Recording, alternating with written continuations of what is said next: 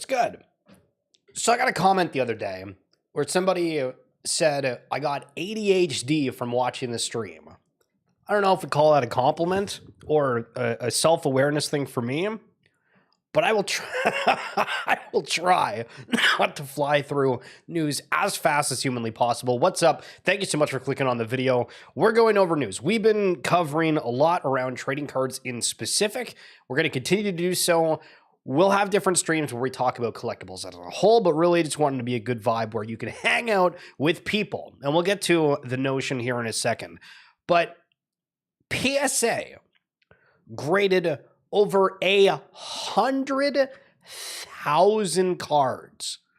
Everybody's complaining about the most recent golden auction, Logan Paul Pikachu thing, right? Oh my God, it's not a 10. Well, because maybe they're grading so many of these freaking cards, they don't even care. Obviously, that happened forever ago, but it is insane. Up 40% in like a day. Unreal. So keep that in mind whenever you're looking at these graded cards. I'm somebody that I feel like I don't even know if I care about the graded cards at this point.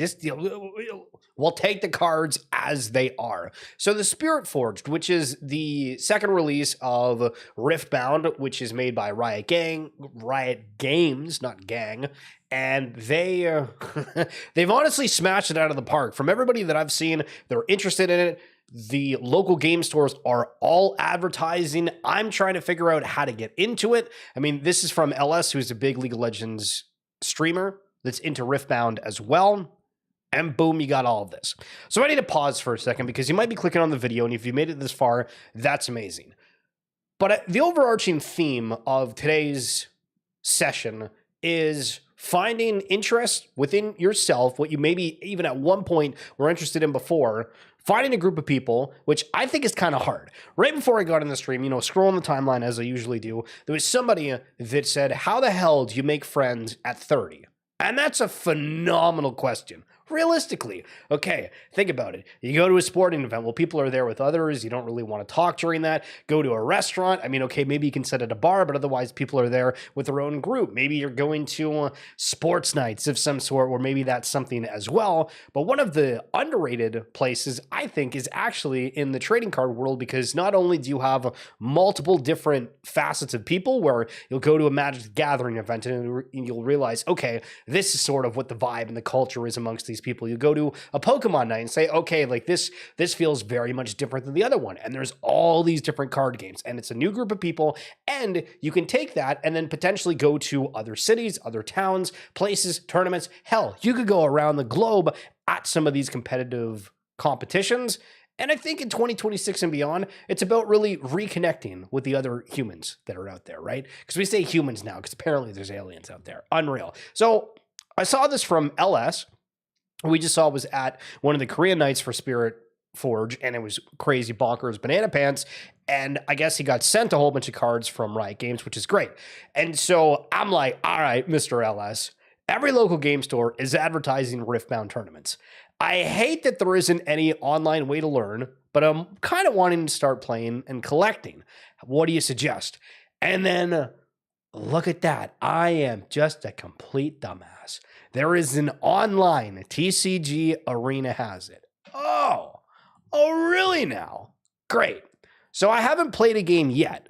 But what's cool about this, and for any of you that are thinking about trying different card games, because not all of them are super easily accessible, I think even for the Pokemon game, you can go through like a trial, but then you're supposed to get these other decks, or if you're able to play enough, you get components of it, and yeah. But look at this. Magic the Gathering, Lorcana, Star Wars Unlimited, Riftbound. You can go all the way down. You want to try out Yu-Gi-Oh! You want to play the Gundam game, which is the new derivative piece. And I just did a recording this morning with Svi Weissel for the RWA SegMints podcast, which the link will be down in the description below. But you went on a huge tirade after we ended the recording talking about all of these side TCGs right now. They're sort of derivatives of seeing what's popular and what's really taking flight within the trading card space and saying, okay, well, these card manufacturers are given the impression of where we've seen if you held this specific sports card back, 30, 40 years ago, it's worth like $1 million right now. But what you're seeing is when you're getting these one-of-one cards, you're not having to wait that 30 years that you once had to. It happens right away in certain circumstances where we've covered earlier with the Cooper flag cards. People are spending hundreds of thousands of dollars already, and the release just happened for it. So again, TCG Arena, if you're wanting to try out any of the trading card games, which I think is kind of cool. Now, I've not played the One Piece card game. I've got a couple cards, phenomenal, but JK says Riftbound, and this is kind of saying what the game is like. You can't get into events, can't buy retail, T0 format, an hour-plus games. They're an hour-plus games. Okay, maybe we're going to have to rethink these things. Expensive singles and decent pricing. For One Piece, you can get into every event. There's cheap decks, 30-minute games, 2 to 3 viable decks, and can't get retail goated pricing. Okay, so some things are similar, some things are different, but I would say that if you've not played any of these trading card games, getting into Magic the Gathering was something that, depending on what style of deck you're wanting to go for, you can play these budget things, but if you wanted to be competitive, it was almost always very, very expensive. But for a lot of these other games, it's not actually too bad. Like when I tried to build like a Pokemon competitive deck, it really wasn't too expensive. And that's something that I think is sort of new and exciting for certain components of it when you're trying to introduce somebody. And I'll use the paintball reference that we've said before, because getting into paintball, if you're not doing the rentals, that stuff is hella expensive. And then for Pokemon's 30th anniversary, which I believe is coming up very shortly as well, where they're doing a Pokemon Day kind of regime. Obviously, this year is their 30th, so let me clarify that. But we'll probably be live streaming because apparently they're going to have a whole bunch of events during that. I think it starts at like 9 a.m. Eastern, so stay tuned for that. But we are seeing a lot of really, really cool collectibles and accessories that are coming out from that. Now, on the topic of learning about trading cards and playing the games, I think it is hilarious because you will see in the sports world where people say, oh, you're wearing this jersey or this hat. Let me ask a question. Try to see if you are actually a fan of the team. Within the trading card space, it's, oh, let me see if you actually have ever played the game or recognize certain components of it when you see it. So Pokemon TCG, the account says, is anyone feeling itchy? And you'll watch this video and you'll see, all right, there's somebody scratching there, and then there's the Bidoof character, which is one of the Pokemon. Now, for context, the card of Bidoof, its ability is called Itchy Pollen, and basically it's like Magic the Gathering where you have, blue decks where kind of put a spell and you're not able to do certain actions and whatnot. During your opponent's next turn, they can't play item cards from their hand, and in Pokemon, the idea is you're wanting to get these cards out, have this activation, pull this one from your deck, do this, that, and the other thing, and so having that happening, it's some Itchy Pollen, and it's a little tough. But if you don't play the card game, you maybe never read the ability or known its impact. That joke's kind of funny, but if you've never played it, that was probably really stupid, and you're like, why the hell did this guy just tell me that? And then it becomes an ego thing. Officer Jenny, yes, I do think that I'm better and morally superior to card collectors because I play the game. Why do you ask? And then Jake DeBrusque, the NHL player, out at a card show. Now we're getting people that are using social engagement, farming with different celebrities, sports athletes. Everybody's wanting to know who is in the trading card space. Have you ever seen Sword Art Online? Put your hand up. Both of my hands are down. The only Sword Art that I ever knew was a person that was in the playing League of Legends in the pro scene. So Sword Art Online, with the lovely help of Google, is apparently a story that is about characters that are trapped in or navigating various virtual reality MMORPG worlds.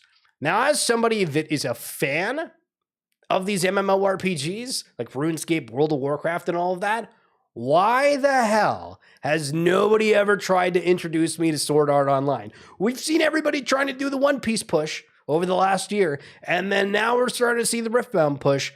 I am actually very curious now about Sword Art Online. And the reason that this came up on my feed again was from Levy, who's somebody who finds all the randomest trading cards that are out there. So if you're not interested in playing games and you're wanting to just see some different packs that are out there, he's the one that found the Halle Berry rookie cards within the Flintstone cards back in the day. So Digimon, apparently Digimon is still doing cards, and this is one of their manga versions, which is just similar to kind of a comic book. Mangas you read backwards. I digress. I look at this card and I say, I don't care. I really am not vibing with this too much, right?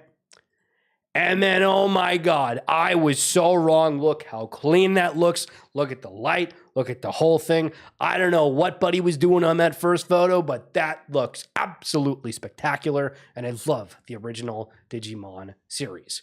Jolly Ranchers. Remember this from the other day? VFriends Jolly Ranchers, $29.99. 200 are now pinned. Oh my God, holy shit. That was less than a second. People need the heat wave, Gary. That was up. This heat wave is bigger than I anticipated. That was 200 in less than. That was. That's the fastest sale in whatnot history. That was less than a second. That was less. That was less than a second. I didn't even watch the quantity go down from 200 to 0. That was the fastest sale in history. Okay, so we look at that and then we say, how do we pick off different components? How do we assess the situation? Well, first of all, blind boxes are something that we've seen a ton. Now, this isn't a blind box. We knew exactly what was in it. But what did it have that made that kind of extra sense of urgency to sell out and be the fastest in whatnot history?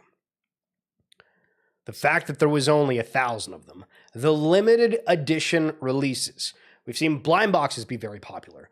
And now do we see the wave of extraordinarily limited edition and reasonably priced, I might add. We're at $29.99 for something that has some exclusive pieces within it that also kind of make a set for trading cards on top of you get candy that you can consume and enjoy. Very interesting. So something to keep an eye on, but we saw it there first.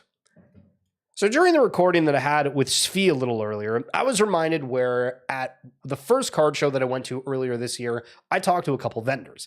And some of them were Pokemon, some of them were sports, and then there was a few of them that were 50-50. And I asked some of the 50-50 vendors, well, you know, how did you get into this? Were you a Pokemon fan, sports? What do you recommend for new people, etc.? And those both said they started in Pokemon and then moved over to sports and recommend sports, but more so what you love, so don't randomly just get into something. And one of them made a comment about how for sports, it's less volatile than Pokemon. And thinking about during the discussion, I was like, well, okay, for Drake May cards going into the Super Bowl, there was so many people that were just buying all of his supply. And then there was a huge crash after the debacle within the Super Bowl.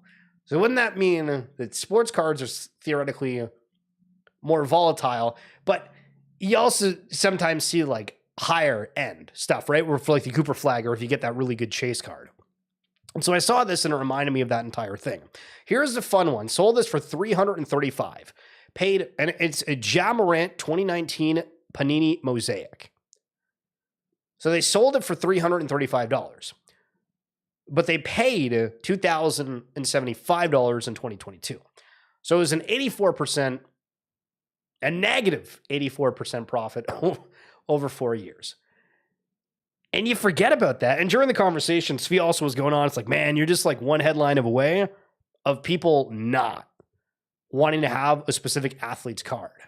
And you brought up the Shohei Ohtani when there was that, oh my God, he's betting on this. And then it came out that it was his interpreter or whatever the headlines are, right? And he's like, during that moment, Ohtani cards crashed because people were like, oh my God, this guy's a criminal. And then they're like, oh, never mind. And now they're at the heights that they are. But it does have a huge impact between these fantasy worlds and then these actual people on a day-to-day basis. Super random, but if you like ice cream, look at this hat. The Phillies waffle cone has been acquired. What a way. Now, I want to send you off with some positive notions.